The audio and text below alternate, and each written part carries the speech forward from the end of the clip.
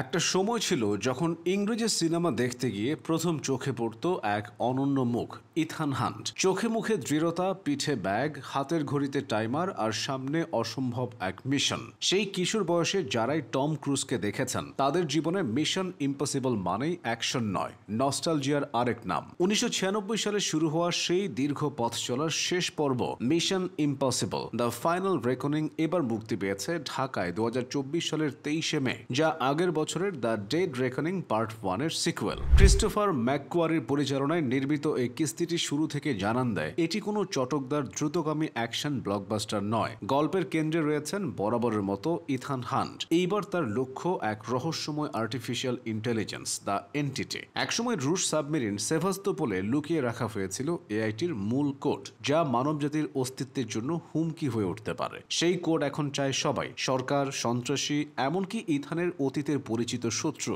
তার উপর সময় আছে মাত্র 100 ঘন্টা। এই সময়ের মধ্যেই ইথানকে থামাতে হবে এন্টিটিকে, কিংবা পৃথিবী মুখোমুখি হবে বিপর্যয়ের। সিনেমার অনেকগুলো মুহূর্ত দর্শককে শ্বাসরুদ্ধকর অভিজ্ঞতা দেয়, যেমন শেষ দিকের সেই প্লেন স্টান্ট যেখানে প্যারাসুট জ্বলে যাওয়ার দৃশ্য, কিংবা চরিত্র বেনাজির সাইমন পেগ ফুসফুস অচল হয়ে পড়ার মধ্যেও নিষ্ক্রিয় করার চেষ্টা। এই দৃশ্যগুলো শুধু অ্যাকশন নয়, এক একটি অনুভূতির বিস্ফোরণ। দ্য ফাইনাল রেকনিং এ পূর্ববর্তী কিস্তিগুলোর স্মরণীয় দৃশ্যগুলো ফ্ল্যাশব্যাকের মতো ফিরে আসে। অনেকে এটিকে ফ্র্যাঞ্চাইজির একটি গ্রেটেস্ট হিটস সংকলন বলে অভিহিত করেছেন। তবে এইসব ফ্ল্যাশব্যাক শুধু স্মৃতিচারণ নয়, বরং দীর্ঘ 30 বছরের পথ চলার প্রতি এক ধরনের সম্মান প্রদর্শন। তবে এই সিনেমা শুরু থেকেই অন্যরকম। মিশন ইম্পসিবলের মানে যেখানে বরাবরই ছিল হাই অকটেন ধাওয়া, চোখ ধাঁধানো স্টান্ট এবং অবিশ্বাস্য সব অ্যাকশন, সেখানে দ্য ফাইনাল রেকনিং এ গল্পের মেজাজ অনেক বেশি গম্ভীর, ধীর এবং আবেগপূর্ণ। টম ক্রুজ এই কিস্তিতে যেন নিজের সেরাটাকে ছাড়িয়ে গেছেন।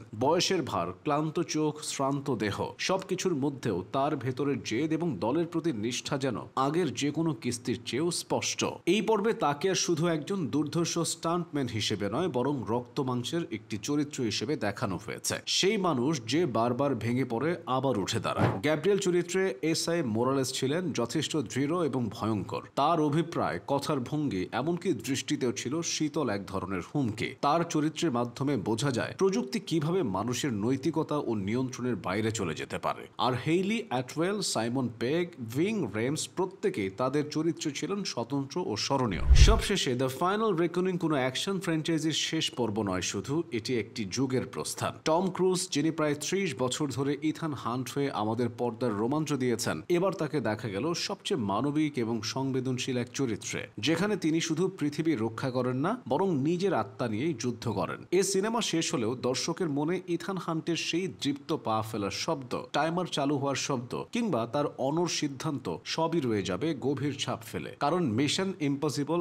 এখন আর কেবল একটি ফ্র্যাঞ্চাইজি নয়, এটি একটি প্রজন্মের আবেগ, স্মৃতি আর সিনেমার প্রতি ভালোবাসার নাম।